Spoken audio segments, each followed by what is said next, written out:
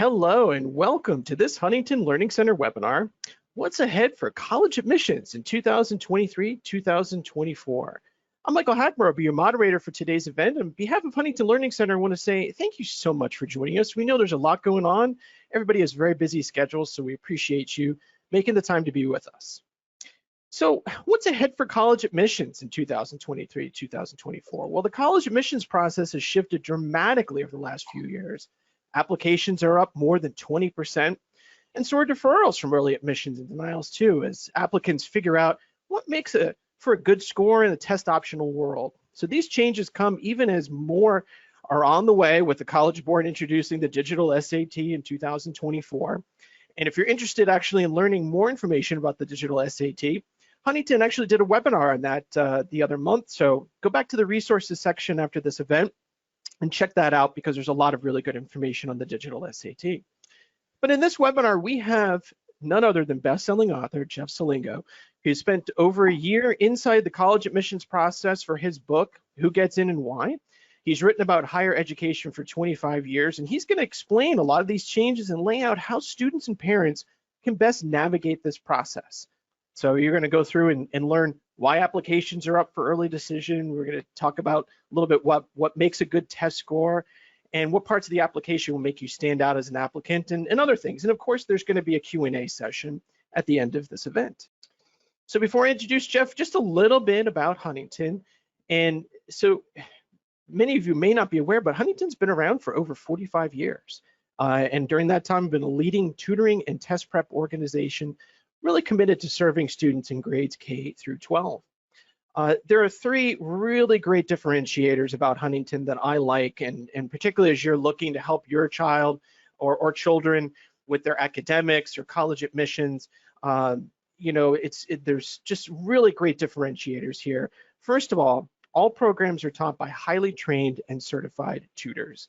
So that's really important to Huntington. The second thing that's really important to Huntington is to be accredited, and we're accredited by the Middle States Association of Colleges and Schools and the Western Association of Schools and Colleges. And the reason why we think that's really important is because these are the same accrediting bodies that, as your child or children go through their academic careers and seek out degrees or certifications, typically schools that offer degrees are going to be accredited by one of those two institutions. So that consistency is important. And last, but I think the most important, is that Huntington uses a really targeted and individualized approach to deliver our learning programs to help students. So we get kids in, we do a full assessment, because while everybody has maybe similar challenges, either in math or in reading, spelling, or test taking, or study skills, or things like that, at the end of the day, your student is unique, has slightly different challenges, different learning styles, and we think it's really important to get a good fix on what those strengths and weaknesses are, so that we can deliver a targeted and individualized program to meet their needs. And the results really do speak for themselves. In just about 3 months, you see that Huntington students see a total average increase of about 2.2 grade levels in reading and in math. And when you think about all the challenges that we've had coming out of the post-pandemic world with, academic regression and other kinds of things, making sure that you're getting up to or surpassing grade level in reading and in math is really important. And then, of course, when you look at the SAT and ACT prep programs, on average, the increase is 229 points on the SAT and 5.4 points on the ACT. So definitely very significant. And then, of course, I have to mention the fact that there's scholarship offers, typically on average about $71,000 in scholarship offers.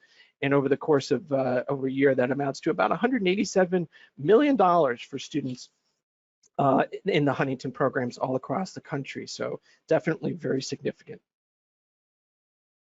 Now it is my distinct pleasure to introduce Jeff Selingo. And Jeff is not just a journalist and an author, but he's one of the foremost experts on higher education in the college admissions process. So he's been writing about colleges and universities for more than 25 years. He's the author of 3 books, including 2 New York Times bestsellers.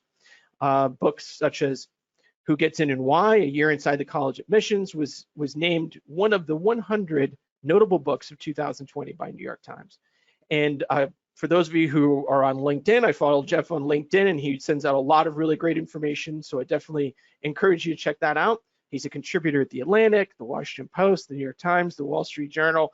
So Jeff knows his way around colleges and the college admissions process. So we're super thrilled to have Jeff with us. And without further ado, I'm going to turn things over now to Jeff Selingo. Jeff, take it away. Michael, thank you so much for that kind introduction. It's great to be with everyone here tonight. I just want to talk a little bit about how this hour is going to play out. I'm going to be talking a lot about the trends in applications this year. Now, I don't assume that there's that many high school seniors and their parents on tonight's webcast. Most of you are probably looking at next year or the following year or one of the years out in terms of applying. So I'm going to talk a little bit about how the application trends this year and what they mean for next year and beyond, because we've seen a lot of changes during the COVID era in college applications. And so the more you know about where things have been, the more you will know about where things are going when you're applying. We're going to then talk a little bit about how you stand out in the application as well, because when you have so many applications in the system, it becomes even more critical in terms of how you stand out, and that includes your test score. You probably have heard a lot about the idea of test optional that has come into the news during the pandemic. Some schools, many schools are still test optional, but we know that most students are still submitting test scores. So we're going to talk a little bit about when you submit that test score once you have it. And what test optional really does mean in this era. Then we're going to talk a little bit about how you find the hidden gems in the rankings. What's happening is, as applications have been increasing greatly over the last couple of years, parents and students and counselors and others keep asking me, well, how do we apply to these other schools, or what other schools should we apply to outside of the top 10, top 20, top 30, whatever grouping you might have, and how do you find those schools? So we're going to talk a little bit about various hacks that you can use to find those schools and where you could find data on schools to make these decisions. And then finally, as Michael mentioned, we're going to be taking questions. So if you have questions throughout, please ask them, and we're going to try to get to as many as we can this evening.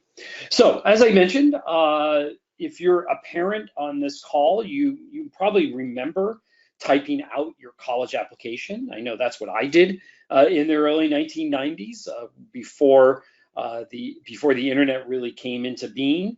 And when I got to 3 applications, I will admit I petered out, and so I ended up applying just to 3 colleges. And that was really the norm back in the 1990s and even the early part of this century.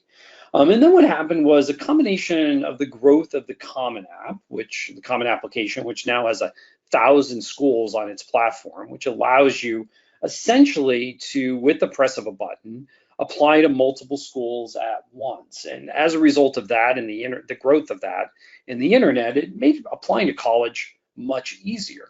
So what's happened now is that nearly 20% of seniors this year applied to 10 or more colleges using the Common App. That's double the number that applied to that many colleges 5 years ago. And as you can see in these charts on the next slide, what's happening is that you can see the impact of this application inflation. In fact, look down there in the lower left-hand corner on the 3rd chart there.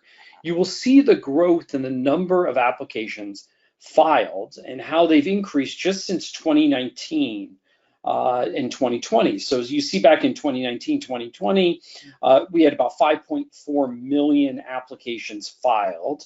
And this year, we have over 7 million applications filed. That's a 30% increase in the number of applications. And now why that's significant is that the high school graduating class of 2020 is very similar to the high school graduating class of 2023. And so basically the number of high school graduates stayed the same, but we saw this huge 30% increase in the number of applications. So essentially you have the same number of students applying to more colleges, and they're largely applying to the same set of colleges.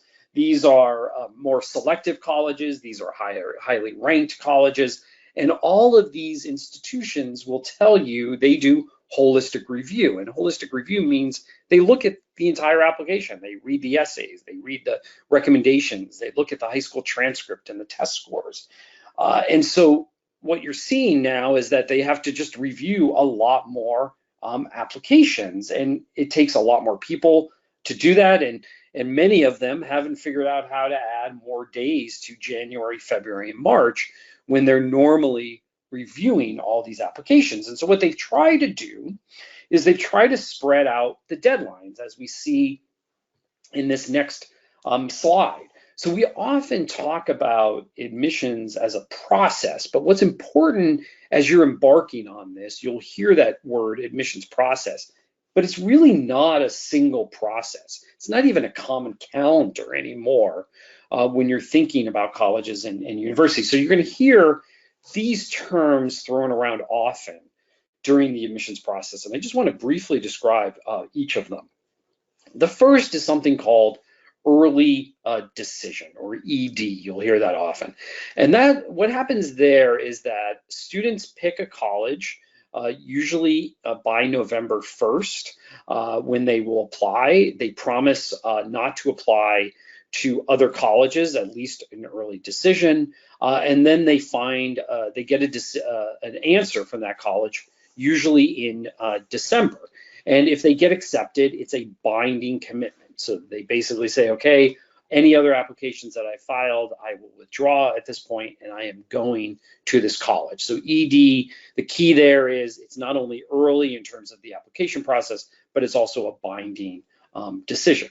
There's something somewhat similar to that, which is called early action, in that it's similar that students apply early, meaning they usually apply by November 1st or November 15th, and they hear back early. So they usually hear back in December or January, late January. But the key difference is that unlike early decision, early action students are not required to attend if accepted. So in other words, they find out early, and some students like to find out early and have kind of a bird in hand. They know they have this college decision in hand, and they like to find out early, but then they don't have to make a deposit until May 1st. And then you have what's called regular decision. And for probably many of the parents on the call tonight, this is something most of us went through when we were applying to college. You basically applied as, there's no restrictions on where you apply or how many colleges you apply to. Usually the deadline's somewhere around January 1st, but many colleges extend that beyond January 1st into sometimes February. Colleges review applications in February and March. You usually get a decision sometime in March, or you might get it on a rolling basis, which means you get a decision a week after you apply, and you have until May 1st to deposit. Now, this is still the most popular option. It's still more popular than early decision or early action. But as we see in this next slide, what's happening now is that more than a third of the 1,000 Common App members that we have now offer early action or early decision. What's happening is that more and more students want this option. And EA, or early action, is particularly growing in popularity because students like getting a speedier response. Like so many other things in society today, right? We want that instant feedback. And so much like when you post on Facebook or Instagram and you want those likes and you want those comments, students are the same way in applying to college. They don't like to wait around. And EA, in many ways, helps them not wait around because they're going to get an answer. But the problem here is, and this is a big problem, it was a problem especially this year, and I don't think it's going to change very much next year, is that whenever colleges encourage something in the game of admissions, applicants respond accordingly to give themselves the best shot at getting in. And so what's happened is that in recent years, half the applicants who use the Common App, they applied early action somewhere. So while colleges succeeded in spreading out the arrival of those applicants, which is exactly what they wanted to do with early action, they wanted to get some applications in November and December, and then in January and February in regular decision, they were also getting more applications overall. And so even though they were able to spread those applications out, now suddenly they had a ton of applications in November for early action, as well as a ton in regular decision in January and February, as we'll see in this next slide. So as you see from these just 3 schools, the big story this year were deferrals from EA. So Clemson, for example, received 26,000 applications this year for early action. It was the first time they offered early action. Then they got another 32,000 regular decision applications for a freshman class that only ended up around 4,500 students. I'm sorry for that little typo there. That's 4,500, not 45,000. 4,500 students. So overall, they had not only that, they had this 10% increase overall in applications. The University of Southern California, which like Clemson offered early action for the first time this year, they collected 40,000 early action applications, and then they doubled that number during the regular decision cycle, and they're only going to have a first-year class of about 3,400. The University of Wisconsin at Madison, they landed 45,000 early applications. So now all of these colleges had another problem on their hands. They didn't want to fill too much of their class early in case the applicants that they really wanted came along in regular decision. So what they often did was they didn't give those early students any answer. They basically punted the decision on many of the early applicants, and they basically said they're deferred to regular decision. So all those students who applied early thinking they were going to get an early decision, an early decision from the college, ended up basically getting a deferral, being put in the regular decision pool, which they didn't really want to be put in, and have to wait now until March to get a decision.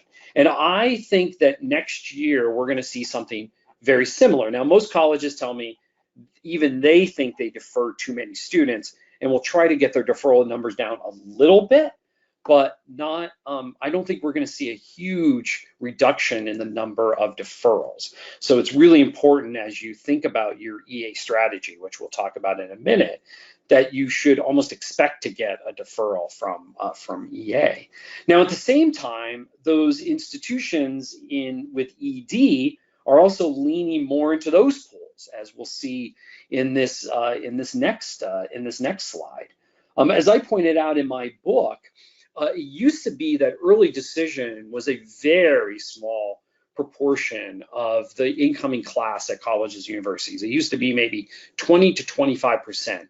And then in 2008, many colleges decided to increase the number of students they took in early decision. And why was that? Because remember earlier, I told you ED is a binding commitment. Well, in 2008, there was this thing called the recession. Many colleges and universities really worried about enrollment. And so they said, well, if we could get more kids to give us a binding decision, then we could be more sure of our freshman class. And so what they did was they went from 25% of their class ED to maybe 50% of their class for ED.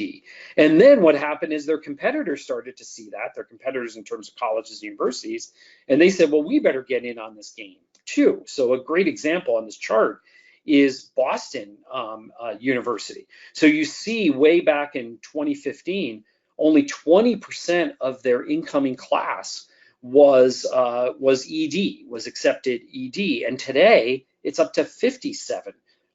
So you see all of these colleges over the last 6, 7, 8 years have started to lean more into early decision. So what does this mean? What does this mean for you, the applicant, going into next year? Well, clearly between EA and ED, there is this trend to earlier applications. And early is here to stay. So as a result, I strongly encourage that you come up with a plan. Now, if you're thinking about ED, what's important is that you like the school enough to want to make that binding commitment. You have to also know that you can afford it because, again, you're not going to be able to compare financial aid offers. And you could see then also how much of their class is taken in early decision. So if you look at something called the common data set, and the common data set is something that you can find by just Googling the name of the college and a common data set. Now, not every college puts their common data set up online, but most colleges do. And what you can do is, if you're looking at a number of colleges, you can look at the common data set and it will tell you in there the percentage of the freshman class. You'll have to do a little math, but the percentage of the freshman class that was accepted last year in early decision. So that gives you a sense of, are they like a Bates or a Grinnell or a Middlebury or a Wesleyan on this list? Are they taking essentially 2/3 of their class early? And if they are, that means if you don't apply early, it may be pretty tough to get in to those schools' regular decisions. So as you're trying to come up with your strategy around ED, if that's something that does interest you, and again, doesn't have to, not everybody does ED, but if it's something that interests you, you could kind of see those colleges that you're looking at. Are those colleges that really lean into ED, or do they leave a lot of spots for regular decision? Now, I wanna pause here, because my aim is not to raise your anxiety about getting in to college. There are more than 4,000 colleges and universities in the United States. About 1,400 of them are four-year colleges and universities. Of those, only about 200 of them are selective colleges, like many of them listed here, which means they accept fewer than 50% of students who apply. So among the other 1,200 or so that's a decent amount of colleges, the average acceptance rate is 65%. So it's important to remember here tonight that most students get into most colleges. And what's going to be really important is that you balance your list. And we're going to be talking about that in a little bit, so that you have colleges that are more selective. You have colleges that are less selective and a little bit easier to get in. You have some colleges that really lean into ED. You have other colleges that have EA, but you may get deferred from them, so you want to have some backup options. So the key is to really make sure that you have this balanced list. Now, as we move into the next section of the webcast tonight, I do want to talk about some of these places where seats are scarce and applicants are abundant. And so how do you stand out? And we're going to move into the next section of the webcast tonight and talk a little bit about how you stand out. Now, remember, we have all those applications we were talking about earlier, millions of applications coming into colleges and universities. And so what happens is, because they have so many applications, so little time, and in many cases, so little staff to read them all, you're probably talking, in the year that I spent inside college admissions, the average application would probably be looked at for 8, 10, maybe 12 minutes. Probably some of the longest application reviews I saw were 15 minutes. Some of the shortest were 2 or 3 minutes. So you don't have a lot of time to stand out, but here are some ways that you can. So what's the story that you want to tell? First of all, think about, what do you want admissions officers to know? If you don't want them to know about something, don't tell them. They're not going to sit there and Google you and try to figure out what you haven't told them. If you leave stuff off your application, so for example, the question I get all the time is, they see that you took these AP courses, but maybe you don't have any AP scores in your application. They're not going to sit there and assume that you got a bad score on the AP. Again, they don't have enough time to do this. So what you really want to show in that application is put your best foot forward. Think about the person on the other side of the desk almost being a judge, and you're on trial there and you're trying to figure out, like, how do I win this trial? You're going to want to put your best case for them forward. Make everything on your application clear. Again, they're not going to sit there and Google something if they don't understand an acronym that you put on your application. They may know your high school, but they don't know everything about your high school. And they don't know every activity that students participate in. And a lot of activities have these odd names or have acronyms. So make sure that everything is clear on that application. Explain what matters to you. Again, you're trying to tell a story about your life up to this point. So what matters to you, and make sure that comes through in the application. Again, there's so many things you can pick from in terms of what you do in the classroom and outside the classroom. You want to show and put your best foot forward. You're going to be asked most likely to have recommendations, to have counselors and teachers recommend you. Think about those people that know you the best. They actually do read the recommendations. And so you want people who are recommending you, who have actually taught you, who know you. In some cases, you have to have the high school counselor who may not know you that well do one recommendation, but many of the other recommendations you get to choose.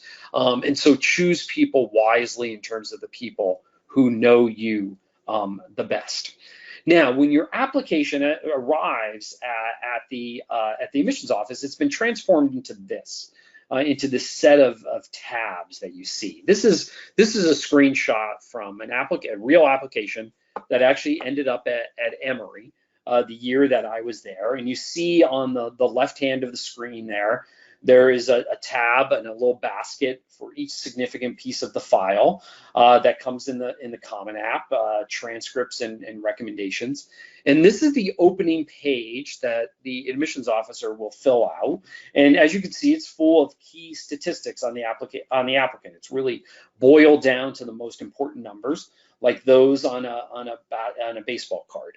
And Emory, like many other institutions, they give applicants a rating from, in this case, 1 to 5. So you will see under curriculum and ratings there, they have 4 ratings that they give. One is on the curriculum, one is on what they call ECs there, or extracurricular activities, one is on the recommendations, and one is what they call intellectual curiosity. That's the IC. And so they're giving students a 1 to 5. I compare this sometimes to the figure skaters in the Olympics. So this particular student got a 4 on curriculum, a 2 on extracurriculars, which is pretty low in this case, a 3 on recommendations, and a 3 on intellectual curiosity. You'll see then they put some notes on this person because they may come back to this person. You'll see on the first read they were admitted, but they're called a low admit. So this is somebody that might be tossed out later on. And so what you really need to do is you need to stand out here. So what matters when they open up this application? What matters to them? So what are they looking at? Well, they're looking at a couple of things. They're looking at your test scores. So they're still looking for test scores, even if they're test optional, and we'll talk a little bit about that in a minute. And they're going to look at your test scores in the context of what you want to major in. So some majors, particularly things like science and engineering and math, and technology and business, those students who are applying to those majors tend to score higher. And so they're going to look at your test score in the context of the major. And so if you want to major in one of those, you have to make sure that your test score, and again, we'll be talking about this in a minute, is near the top of the test scores for the school as a whole. They're going to look at your transcript. In fact, the first thing they're going to open is your high school transcript. And they're going to look at it, as I say here, in the context of your high school. What does that mean? It means they're going to look at what courses you took compared to what was offered to you in your high school. What they want to see is, did you take the most rigorous courses you could take in your high school? That doesn't mean you have to take every AP course. It doesn't mean you have to take every honors course. Clearly, it's impossible to take every single AP or honors course offered in your high school. But they're going to want to know, did you challenge yourself among the courses that were available to you? And that's especially true if you go to a strong high school, an academically rigorous high school. If most of the students at your high school graduate and most of them go on to college, they will consider that a rigorous high school, and thus they're going to expect that your transcript is going to be stronger out of that high school. So they don't necessarily compare students from different high schools, but they will compare students within high schools. So if you and a buddy are both applying to the same college, they're going to look at what you took compared to that other student. And again, they're going to want to look for the rigor of that transcript. Then after they look at courses you took, they're going to look at the grades. And what they're looking for are consistent grades. I always get the question is it better to get an A in honors class, or I'm sorry, to take an honors class and get a B, or take a less rigorous class and get an A. They really want the highest grades possible. And so they're going to actually say, in that case, do both, right? Take the honors course and try to get an A. So they're going to look for these consistent grades. What concerns them is if you had a downward trend since freshman year of high school, or they're concerned what they call with spiky grades. So some grades that are really high, some grades that are really low. You want to try to be as consistent as possible. That doesn't mean that you're going to get tossed out of the admit bin if you have a low grade here or there, but they don't like grades that are all over the place. And that's critically true in your senior year. So even, by the way, if you are applying early to a college, that doesn't give you permission to blow off your senior year, because they are going to be looking for senior year grades. In fact, one of the reasons why they deferred some students this year from early action is because they weren't quite sure of their grades, and they wanted to make sure, these admissions offices said, you know what, we're going to wait for another semester of grades before we make a decision on this student. So make sure, especially for those of you who are juniors right now going into their senior year, don't let the gas off that pedal, and really kind of continue doing as well as you're doing into your senior year. So I mentioned at the top there test scores by major, and I want to spend a little time here on testing, because it's really important. Because what's happened over the last couple of years, as you may know, is that hundreds and hundreds of schools during the pandemic, early on in the pandemic, went test optional. But what's happening is students are still submitting scores, as you can see, excuse me, from this next slide. And basically what this slide shows is that the more rigorous the college and the higher their scores are, the more students submit those scores. And so what we're showing here is that students who don't submit scores are those students who tend to be under the average for that college, and they just don't want the admissions office to see their score because it doesn't really show a great story about them. But if your score, and again, we'll get into this a little deeper in a minute, if your score is in the middle 50% of averages for that college or above, you almost definitely should submit your score, because what this shows is that other students like you are submitting their scores. And so if they submit a score and you don't, even though you might have similar scores, the admissions officer might say, I wonder why this student didn't submit that score.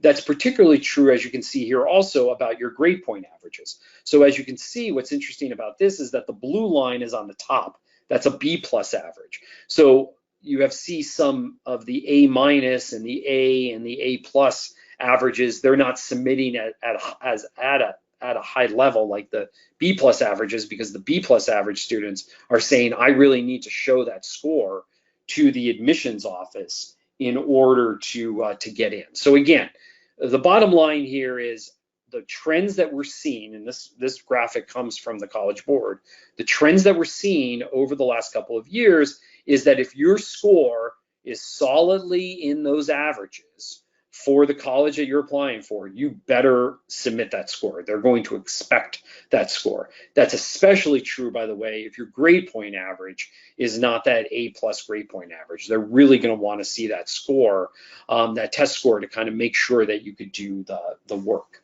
The other thing, as this next slide will show, that we're seeing is that the more affluent zip codes that you come from, so if you live in a middle income, upper middle income zip code, more likely those students are submitting their scores. Why is that?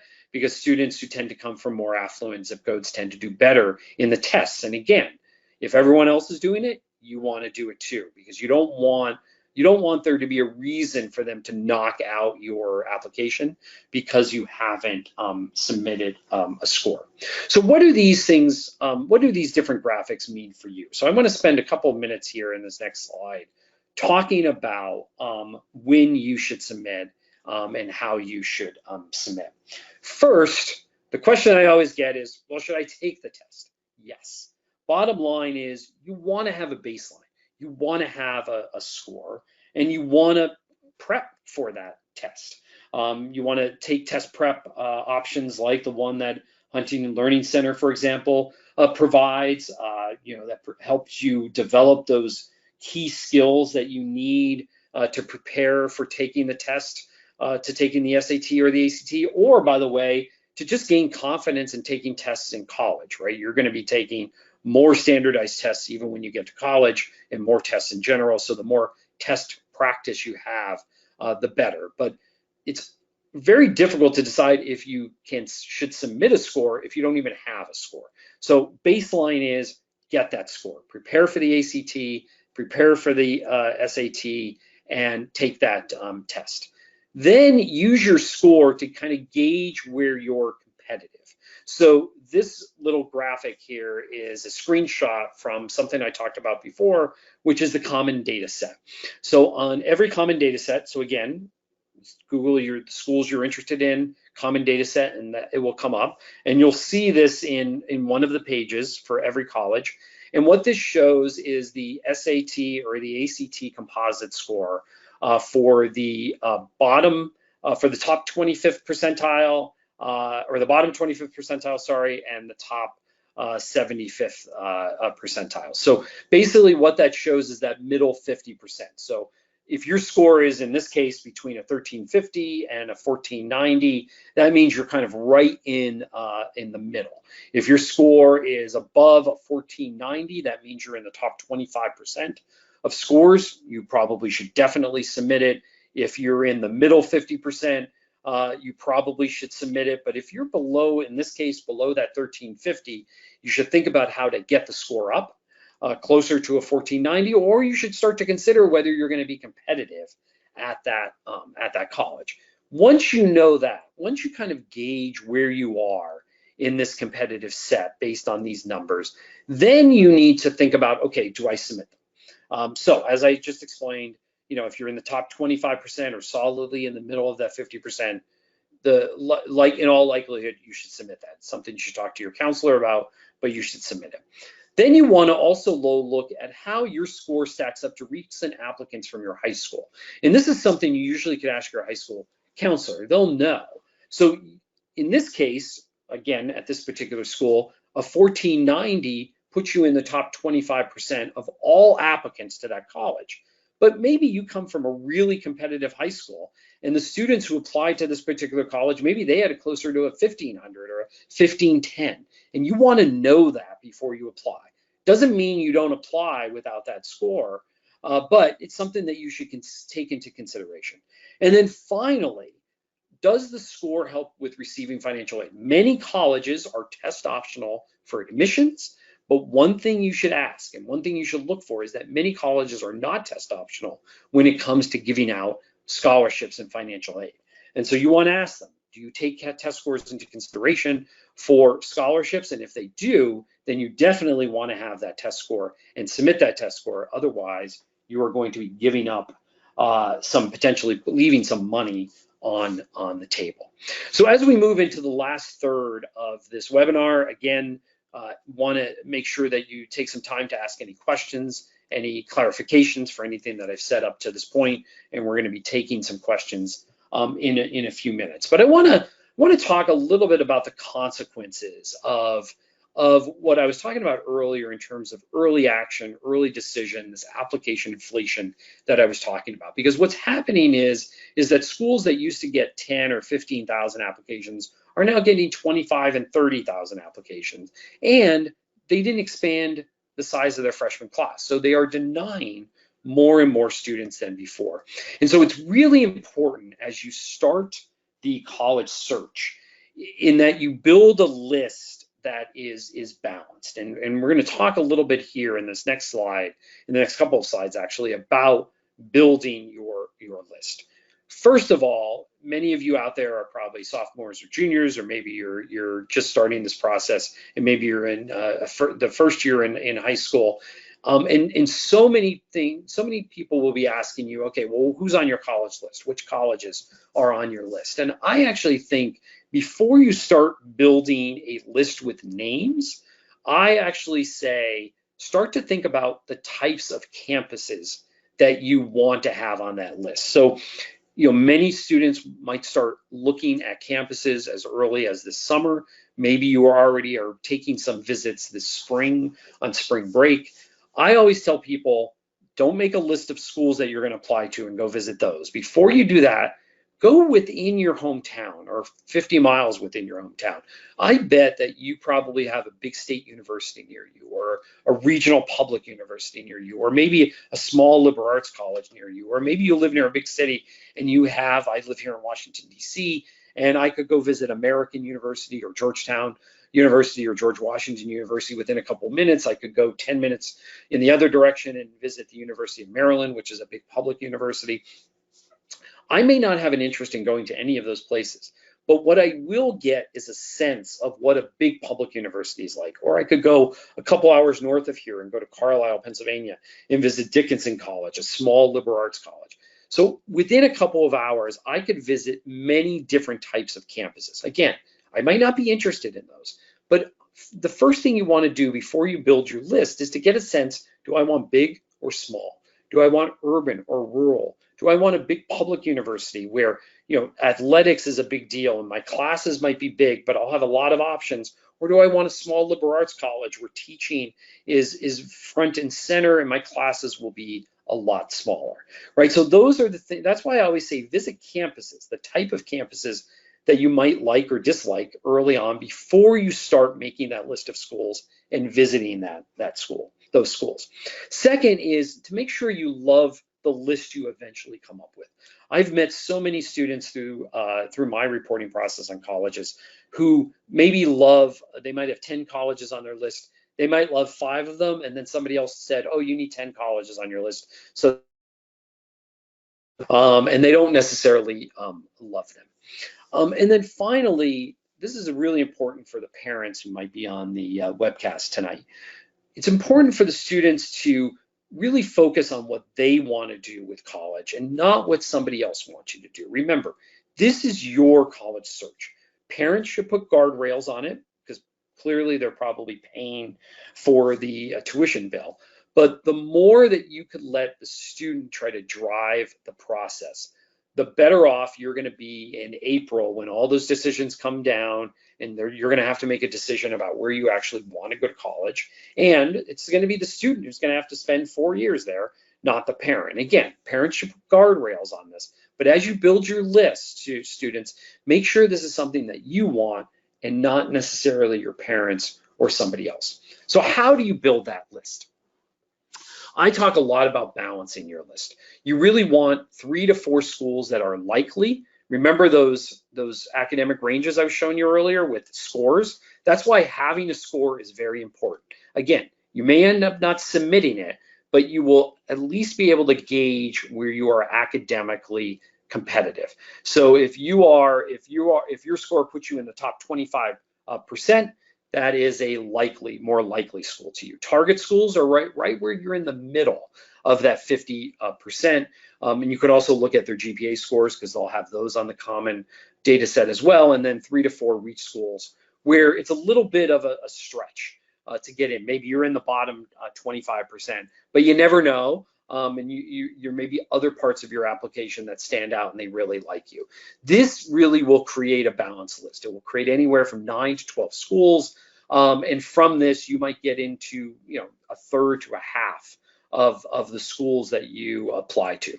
What I see happening so often, and this is not balancing your list, is that you'll see 4 to 5 reach schools, you might see 4 to 5 target schools, and then you really will only see 1, maybe 2 likely schools. That's not balancing your list. And so as a result, that's really important. Now, balancing your list doesn't just mean on academics. It also means financially. And so you want to make sure that you're also putting schools on that list where you have a chance of getting financial aid. So this, again, it comes from the common data set. So if you want to find the common data set for schools that you're looking at, again, Google Emory University common data set, Dickinson College common data set, Ithaca College common data set, and these will come up. And on one page, you're going to see a data table like this. And you're looking at 2 things in particular. you're looking at institutional scholarships. So on the left side there, you will see this line, and that is how much aid from their institutional dollars they give out. Now, what's interesting about this is that this particular school gives out $74 million in non-need-based aid. That's merit aid, those are discounts. They don't take your financial aid into consideration. And that's really important because there's a lot of schools out there that put a lot more money into need-based aid and not very much into non-need-based aid. And you'll see on the other side, you'll see the number of students who had no financial need and were awarded scholarships or grants. And again, you'll see the number there. So in this particular school, 620 freshmen. I don't know what the freshman class at this a particular school is, but that's a decent amount. And you'll see right below that the average amount of aid that you'll get, again, if you don't qualify for need-based aid. I spent a lot of time in my book on this, and in the next slide, you'll see that in admissions, there are what I call buyers and sellers. Buyers are institutions that are a little bit easier to get into, and they put a lot of money into institutional financial aid in the form of discounts. Sellers are those places that are harder to get into and that don't put as much money toward institutional financial aid. And here you see some examples of places that are in some ways similar academically, but you'll see that the University of Michigan, much harder to get into, University of Pittsburgh, much easier. Meanwhile, University of Pittsburgh putting about 42% of its aid is awarded without respect to financial aid compared to the University of Michigan, which gives most of its aid out in need-based aid. So it's very important, and you can find this whole list on my website, that when you're balancing your list from a financial perspective, that you have some buyers and some sellers on that list. Because again, if you have all buyers, what may end up happening is, first of all, you may not get in to some of those schools because they're very hard to get into. But secondly, even if you get in, you may not get the financial aid that you need to actually be able to afford it. So again, in terms of balancing your list, let's look a little bit about how to find those schools further down the rankings. And so what you're looking for is schools that have selectivity in the 50 to 60% range. Remember, I said earlier, the average acceptance rate is 65%. So you want, if you have too many schools on your list that are in the 10, 20, 30% range, again, those are going to be more schools that you're more likely to get deferred from or denied from. So you want to be able to find schools on the list, on your list that allow that accept about half to a little bit more at half of students. Now you might say, well, if they're accepting so many students, how do I know they're academically rigorous enough? How do I know that I'm going to be able to complete college and get that degree? So that's where you're really going to look at graduation rates and retention rates. You want to look at places where 75% of the freshman class comes back for their sophomore year. That's a good retention rate, somewhere in the 70, 75 plus range. Same way with graduation. Not everybody graduates. The average graduation rate is just a little over 50% in the US for four-year colleges. So 70 to 75% graduation rate is actually pretty good. And it shows that school is doing a pretty good job at keeping students engaged and retaining them and getting them to graduation. And then going back to my buyers and sellers list, you want to look for those schools that are buyers and that offer merit aid. So where do you find all this information? There are these two websites, bigfuture.collegeboard.org and collegescorecard.ed.gov. One is the College Board website. One is the US government website that will help you with this data. And as you can see in this next slide, which is my final slide, you'll see screenshots from these two websites. So Ithaca College, which happens to be my undergraduate alma mater, it will show you kind of what the graduation rate is, how much, what the average SAT scores are, how much aid you're going to get. The screenshot from Worcester Polytechnic Institute comes from the College Scorecard, which is that US government website. That will show you what their graduation rate is. It will show you the average cost. It will show you the median earnings for students who graduated from that college. So really look at these sites as you're putting together your list, because you could get a sense for, oh, there's these other places where Their graduation rate is pretty good. It's not going to cost me an arm and a leg to go there. And by the way, the earnings of their graduates are also pretty good. And so, Michael, with that, I'm going to turn it over to you. I know you have a few more things to tell us about Huntington test prep, and then we'll have time for a few questions. Excellent. We've got a lot of questions coming in, so make sure you get those questions. And we're going to spend about a minute or so just talking a little bit about Huntington test prep. Jeff talked a lot about the importance of, a lot of different steps that you have to take as you go through the college admissions process. And of course, one of them is the SAT or the ACT. And really, Huntington has been doing this for a long time. And our focus is how can we help a student improve their score and open up the door to more college choices, more opportunities, and really help you expand your horizons. So how do we do that? And I talked about this a little bit at the beginning. We start by doing this comprehensive evaluation, a full practice test. We really want to see where those strengths and weaknesses are, what are the areas that you need to focus in on, and then we really pinpoint those strengths and weaknesses, and then design a program from there that is really tailored to that student's abilities and goals. And so that's really, really important for us, is to make sure that everything we're doing is targeted to your student. This isn't a one size fits all. It's really to make sure that we're focusing on your child's or your student's needs. So we develop that personalized exam prep plan based upon the results, and then we set you up with a certified tutor to begin that prep. And we do this, this is available online as well as, in person.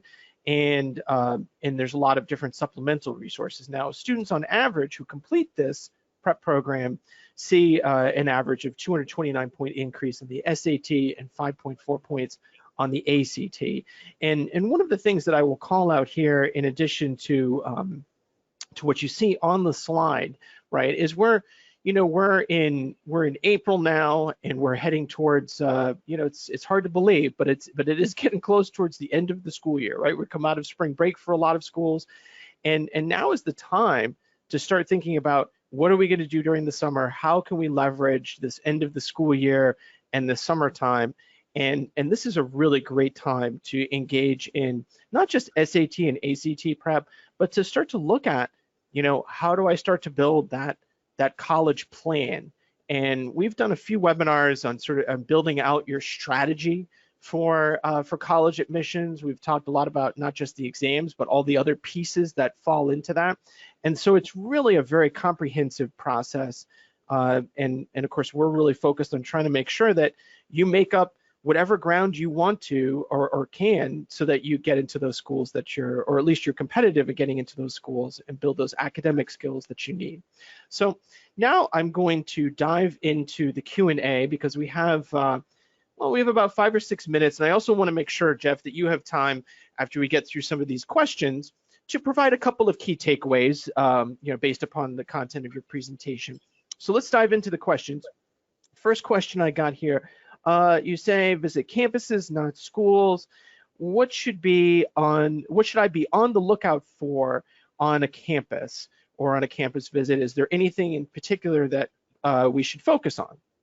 Yeah, you want to see students that are kind of out and about. I always try to go to campuses during the week if I can. I know that's hard for parents and students, but try to go when classes are in session during the week and see how students are engaging with each other. Also see how they're engaging with faculty members. See if you can go to a class. If you can, ask about going to a class in advance, or walk the halls at the academic buildings and see if students are talking to faculty members.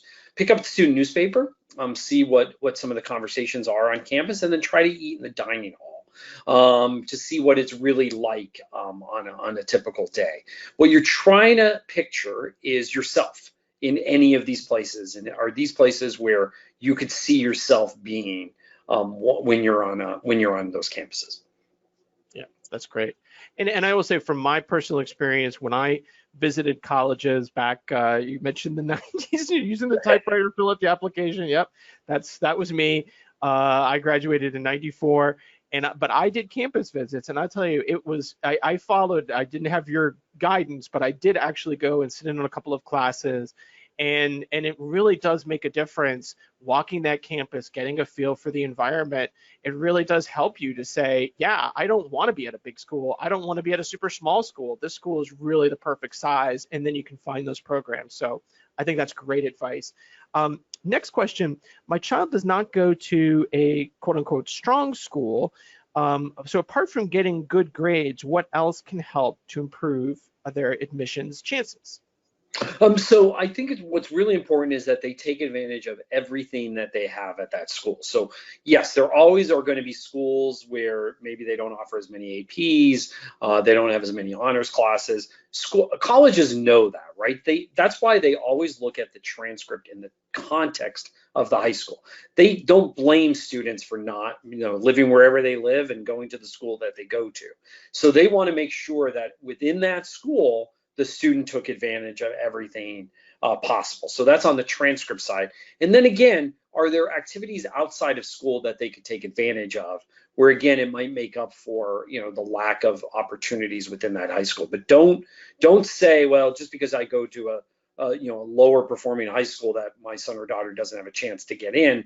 They do, as long as they took advantage of everything that high school still offers, even if it's less than a high school across town or across the state. Okay. This is an interesting question. And is there any value in doing a summer course at a college that you're particularly interested in? I hadn't thought about that, but does that weigh in on the admissions process at all, or does that help add something to your resume or your portfolio? So many colleges do offer these summer programs. They don't really use it for an admissions thing, so it's not going to help your admissions chances per se. But where it will help is, first of all, it will help you decide whether you like the place. So it's not a bad thing, because you might go there and you might decide, I don't really like this place, and then you don't really have to apply, or you might say, I like it. You might get to know a faculty member, and that gives you an option to talk about that faculty member then in your essay. And it shows that you're really interested in the place. And many of these colleges want to know, if you get accepted, are you going to come? So that helps with their yield numbers. So again, it doesn't help you get in per se, but it will help you decide, is this a place I want to apply to? And it will give you things to talk about in your application, because you know the place better as a result. Okay. Let's see, we've got a couple minutes, but there are a ton of questions. I'm just trying to scan through to find some really good ones. They're all really good, but so does it make better sense to look at schools' CDSs from 2019 and prior to get a better idea of a more realistic acceptance rate, rather than inflated data from the last few years? It's a great question. So the CDS, meaning the common data set, Yes. is it that, as they've gotten more applications, but the problem with going too far back in history is that the reality is the applications they're getting today, right? Like, I would have said that if we were 2 years ago. But application inflation has been going on now for 3 years, 4 years. This is in many ways the new normal. Now, what you may want to look back on, though, are SAT scores, to try to get a sense of how they've changed over the years. Because again, remember, they're only going to report the SAT scores that they got. So they don't get scores for everybody now if they're test optional. So that might give you a better sense of where that middle 50% or that top 25% is. Again, today is reality, so you're still going to have to look at today's score and say, I really should be in that top 25%. But if you want to know, well, what was it like 3 or 4 years ago, you can go back in history and try to find those older sets. But the further we get from pre-pandemic, I think that those signals are going to be weaker and weaker. And I think the reality you're going to have to deal with is the reality we're living today. Okay. Here's an interesting question. Are you seeing trends in students deferring admission? My son wants a gap year, but I'm getting very, very mixed feedback about deferring for a gap year. It's very common. It was common before the pandemic. It's common during the pandemic. Colleges offer it as an option. So just make sure that it is a real option at that college. Ask them, if I defer it, can I defer and just come in next year? And many colleges offer that option, and you're not going to lose anything. Usually you won't lose your financial aid, and you won't lose your seat. So yes, it is an option, and if I'm a big fan of the gap year because I think students really mature in that year. They try to figure out what they really want to do. They could even take some classes, by the way, during that year and maybe transfer some of those credits. So it's not a wasted year. Okay. So let's take one or two more, and then we'll do a couple of key takeaways. And I know we're a little bit over, but I appreciate you sticking with us. There's just a ton of questions. So this question is, I know that alumni of institutions sometimes interview prospective students and send that feedback to the institution. What value do these interviews add to the candidate or to the candidate's portfolio, I guess? Very little. I will tell you that those interviews are largely an alumni thing, right? They're trying to basically give the alumni a feeling of good feeling about the institution and feel like they're helping. Rarely do those interviews make or break a candidate. Now, once in a while, something may come up in the interview that raises a red flag, but more than not, they're not going to necessarily help the candidate. Doesn't mean you shouldn't take them seriously, but they're not a big part of the application process at most schools. Okay. And let's do one more and then do some key takeaways, but I know there's a ton of other questions, so we'll have to see if you have time to respond to some of these. What I'll try, we're going to have a follow-up blog post from this, perfect. this webinar, and I might be able to take some of these questions and answer that in the blog post. So. Good. So this is actually an interesting question. So how do students show intellectual curiosity? So the application that I showed you from Emory, that they track intellectual curiosity. Not every school does. Some schools do, or they call it something else. They're going to, I mean, this is the part of the ambiguity of admissions. They're going to take that into consideration based on transcripts. So are you taking interesting classes kind of outside of your interest area? Like, in this case, if you looked at that application closely, when I showed it, they said, he takes the ceramics, this person takes the ceramics class. And they thought that showed some intellectual curiosity because they were taking chances. They look at it in the teacher recommendations and they look at it in the essay. It's kind of a compilation of all different parts of the application to see whether the student is intellectually curious. And I know that's probably not a very satisfying answer for most people out there because you're thinking, well, that's pretty ambiguous, and it is. Welcome to college admissions. Great. So before we close things out, you provided a lot of really great information for people just to sort of, to summarize or what are a couple of key takeaways for parents and for students, anyone who's listening to this webinar. What are some key takeaways for them as they go down through this process of college admission, some things that they need to think about? So Michael, three big takeaways for me. One is that there is this trend for earlier applications, right? So get ready to get some applications out the door in November of next year if you're a junior, but just know that early decision is binding.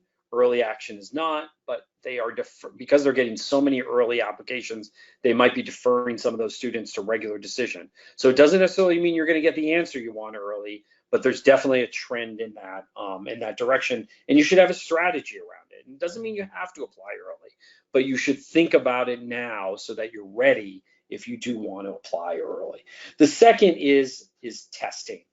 Make sure that you prepare and prep for the test. See if you could take it multiple times to try to raise those scores, and then use those scores as a gauge, not only about where to apply, but where to submit your scores. You want to make sure that you're in that middle 50% or upper 25% if you can, in terms of where you apply and the score that you eventually submit. And then finally, more than anything, and this is very important given the huge influx of applications, is to balance that list. You want to make sure that you have some schools on that list that are competitive, but not too competitive, because you want to make sure that at the end of the day, you have a number of acceptances that you're going to be really happy with. And if you index too much toward these really competitive schools getting a lot of applications, it's going to be really hard to get in some of those places. Great. Thank you, Jeff Selingo, best-selling author and college admissions expert. You can find out more information at jeffselingo.com. Sign up for his newsletter. Highly recommend it. Also follow him on Twitter and Instagram at Jeff Selingo. And I mentioned earlier LinkedIn. He's got a newsletter there too. And Jeff, thank you so much. This has been fantastic, phenomenal information. I appreciate it. It's been great to be here, and good luck, everybody. Thank you. And just as I mentioned earlier, we have been recording this presentation. We'll make it available on huntingtonhelps.com/webinars. So look for an email in your inbox in the next day or two. If you don't see it for whatever reason, just check back to the website. And then, of course, if you have questions and you want to find out more about Huntington, go to huntingtonhelps.com. We've got a lot of great resources, and there's also a toll-free number where you can call and speak to one of our education experts who can help you, find the center closest to you and find the right kind of program. So appreciate Jeff joining us, and appreciate all of you joining us. This concludes today's presentation. We look forward to seeing you in our next event. Until then, stay well, everybody. Take care.